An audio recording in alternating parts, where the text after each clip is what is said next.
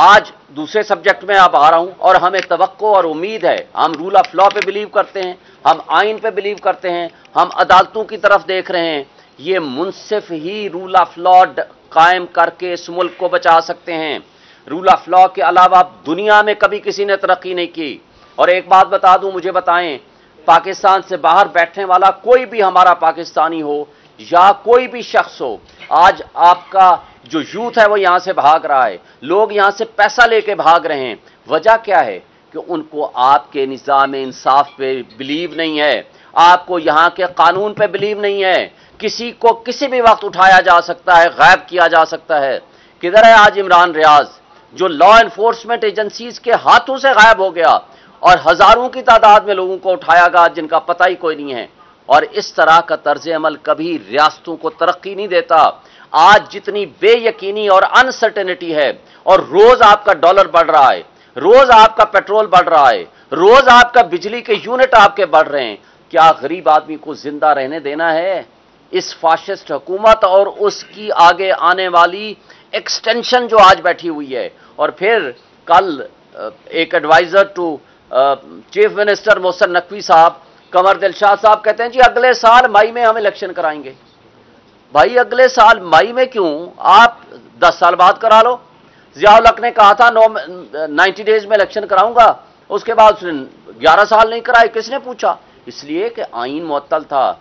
आज भी आप आइन को प्रैक्टिकली मुअत्तल कर चुके हैं। आइन का आर्टिकल 224, आइन का आर्टिकल 48 सब आर्टिकल 5 ये वाजे कर देता है कि इलेक्शंस 90 डेज में होने हैं, उसके अलावा कोई सेकंड ऑप्शन, कोई सेकंड राय नहीं है। और जब president of Pakistan national assembly को डिसॉल्व करे अंडर आर्टिकल 48, तो उसी 48 के सब आर्टिकल 5 में लिखा हुआ है कि प्रेसिडेंट ऑफ पाकिस्तान ने डेट देनी है। उसके अंदर इलेक्शन कमीशन के साथ कंसल्टेशन भी नहीं है। ना सिर्फ कंसल्टेशन नहीं है, बल्कि उसमें प्रेसिडेंट साहब ने ऐसे मैटर ऑफ कर्टसी उनको बुलाया है कि आए जी, चूंकि फ्री एंड फेयर इलेक्शन कराना आपकी जिम्मेदारी है, आए मैं डेट देना चाहता हूं, आए मेरे साथ कंसल्ट करें। और जो आज खत लिखा है इलेक्शन कमीशन ऑफ पाकिस्तान ने, ये आइन की खिलाफ वर्जी है, कानून की खिलाफ वर्जी है और तौहीन अदालत भी है। वजह उसकी क्या है कि इस प्रिंसिपल को सुप्रीम कोर्ट ऑफ पाकिस्तान 1 मार्च और 4/4 के फैसले में, जो कि रिपोर्टेड जजमेंट भी अब हो चुकी है, उसको रीडिटर्मिन कर चुके हैं, उसको इंटरप्रेट कर चुके हैं, डिफाइन कर चुके हैं। तो अब उस इशू को, जिसको already supreme court of Pakistan determine कर चुकी है, तो इलेक्शन कमीशन प्रेसिडेंट को कहता है आपको पावर नहीं है, आपको अख्तियार ही नहीं है। एक बात वाजे कर दें, अगर प्रेसिडेंट ऑफ पाकिस्तान ये असेंबली डिसॉल्व न करते, बाई एफ्लक्स ऑफ टाइम ये डिसॉल्व हो जाती, तो उस सूरत में सेक्शन 57 वो फिर फील्ड में आ जाता इलेक्शन एक्ट का, जो कि अब वो प्रेसिडेंट से पावर हटा के इन्होंने इलेक्शन कमीशन को पावर दे दी है। लेकिन अगर असेंबली डिसॉल्व कर दे, खा वो गवर्नर करे तो गवर्नर, और अगर प्रेसिडेंट डिसॉल्व करे तो प्रेसिडेंट डेट देने का पाबंद है under the constitution article 48 sub article 5। जो आइन होता है उसके ताबे होते हैं तमाम कवानीन।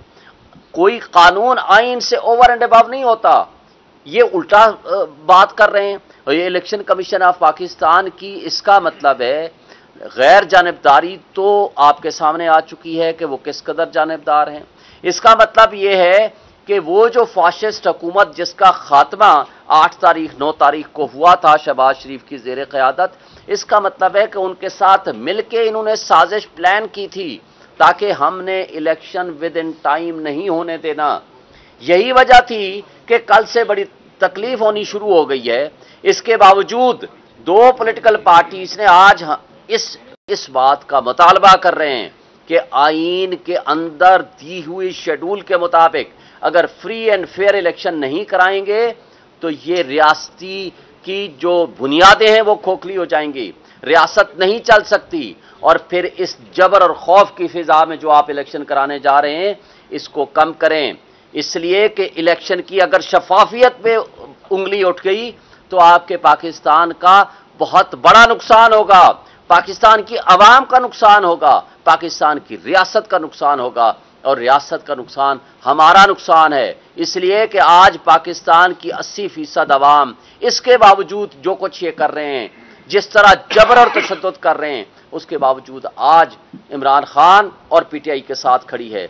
हम इस मुल्क की बका चाहते हैं, हम अपने इदारों को भी ये मैसेज देना चाहते हैं, हम मुल्क की एस्टैब्लिशमेंट को ये मैसेज देना चाहते हैं, खुदारा आग से खेलना बंद करें, पाकिस्तान की तारीख से सीखें।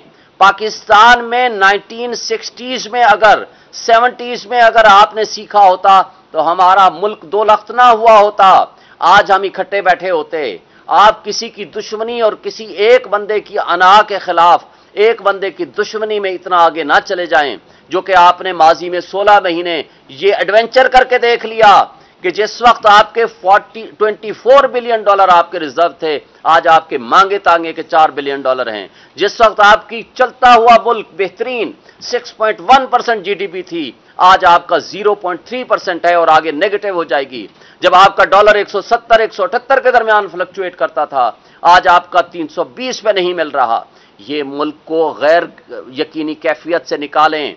आपके लिए रियासत इंपॉर्टेंट होनी चाहिए, अवाम इंपॉर्टेंट है। और अगर जिस तरह की बेरोजगारी बढ़ रही है, जिस तरह महंगाई 12% से उठा करके आपने 38% में पहुंचा दी है, और ये आगे 38 तक नहीं रहेगी, ये 78% पर जाएगी। लोगों के पास खाने को पैसे नहीं हैं, लोगों को आपने किस चक्रों में डाल दिया है। और आज केयर टेकर जो सो कार्ड बैठे हुए हैं, क्या ये केयर टेकर या ये निगरान गैर जानिबदार कहलाने के काबिल हैं कि जो सारे टारगेट कर रहे हैं, पूरी पुलिस, पूरी लॉ एनफोर्समेंट एजेंसीज, किसी तरीके से इमरान को और पीटीआई को हम क्रश कर सकें। लेकिन लोगों के दिलों से मोहब्बतें कैसे निकालोगे? आपने वो रेफरेंडम देख लिया पिशावर का, आपने वो रेफरेंडम हवेलियां का देख लिया। उस वक्त इमरान खान साहब जेल में थे। इस सब कुछ के बावजूद अगर लोग इमरान से मोहब्बत कर रहे हैं, लोग आपकी इन हरकतों के से नफरत करने लग गए हैं, और नफरत का इजहार वोट के टाइम पे होगा। इसलिए ये इलेक्शन से भाग रहे हैं। ये सारी पीडीएम की जमातें ये नहीं चाहती कि इलेक्शन वक्त पे हो और उनको शिकस्त फाश हो। हम ये कहते हैं कि मुल्क की खातिर खुदारा सारे स्टेक होल्डर्स सोचें, तमाम जमहूरी ताकतें भी अपने आप को रिकंसीडर करें। सदर स्टेट का सरबराह है, रियासत का सरबराह है, वो फेडरेशन का हिस्सा है, वो पार्लिमान का हिस्सा है, और पार्लिमान के हिस्से होने के साथ साथ वो वाहिद पर्सन है जो अपॉलिटिकल है, जिस सियासी जुमात के साथ उसका ताल्लुक नहीं होता, और वो सरबराह की हैसियत से जब माना जाता है तो उसकी बड़ी जिम्मेदारी है आईनी। और हमारे आईन में बाकी आईनों से बड़ा फ़र्क है, ख़ासकर इंडिया से बड़ा फ़र्क है। वहाँ उनका सदर सेरेमोनियल होता है, हमारे सदर के पास कॉन्स्टिट्यूशनल जिम्मेदारियाँ भी है। एक इलेक्शन कमिश्नर का अपने सदर मुमलिकत को ये ख़त लिखना कि आपके पास इख्तियार नहीं है, मैं आपके साथ मुलाकात के लिए नहीं आ रहा, मैं समझता हूँ सियासत को एक साइड पे रख लें, ये ईवान की तौहीन है। वो एक सरबराह की हैसियत से बुला रहे थे, भला इलेक्शन कमीशन उससे डिसएग्री करता, इलेक्शन कमीशन ज़रूर कहता सर हम आपकी बात नहीं मान सकते क्योंकि हम आईन और कानून पे चलते हैं, हमारे इंटरप्रिटेशन के मुताबिक अब ये इख्तियार हमारा है।